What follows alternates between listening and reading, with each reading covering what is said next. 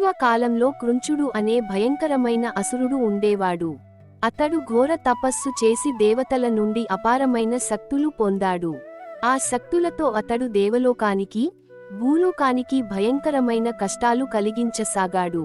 తన అహంకారంతో కృంచుడు ఒక మహాపర్వతంగా మారి, దేవతలు ప్రయాణించే మార్గాన్ని అడ్డగించాడు. ఆ పర్వతం కారణంగా దేవతల యాగాలు ఆగిపోయాయి, ఋషుల తపస్సులకు అంతరాయం ఏర్పడింది. ఈ బాధను తట్టుకోలేక దేవతలంతా బ్రహ్మ, విష్ణు, శివుల వద్దకు వెళ్లి మొరపెట్టుకున్నారు. అప్పుడు పరమేశ్వరుడు తన కుమారుడైన కుమారస్వామి, కార్తికేయుడు వైపు చూసి, ఈ కృంచ అసురుడి అహంకారాన్ని నశింపజేయగలవాడు నీవే అని ఆజ్ఞ ఇచ్చాడు. కుమారస్వామి తన దివ్య ఆయుధమైన వేలును, శక్తి ఆయుధం, తీసుకుని కృంచ పర్వతం వైపు వెళ్లాడు. కృంచుడు తన మాయాశక్తితో భయంకరమైన రూపాలు ధరించి కార్తికేయుడిని భయపెట్టే ప్రయత్నం చేశాడు.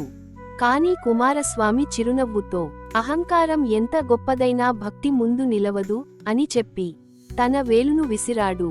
ఆ ఒక్క దెబ్బతోనే కృంచ పర్వతం 2 ముక్కలైంది. అసురుని అహంకారం నశించి, దేవతలకు మళ్లీ శాంతి కలిగింది.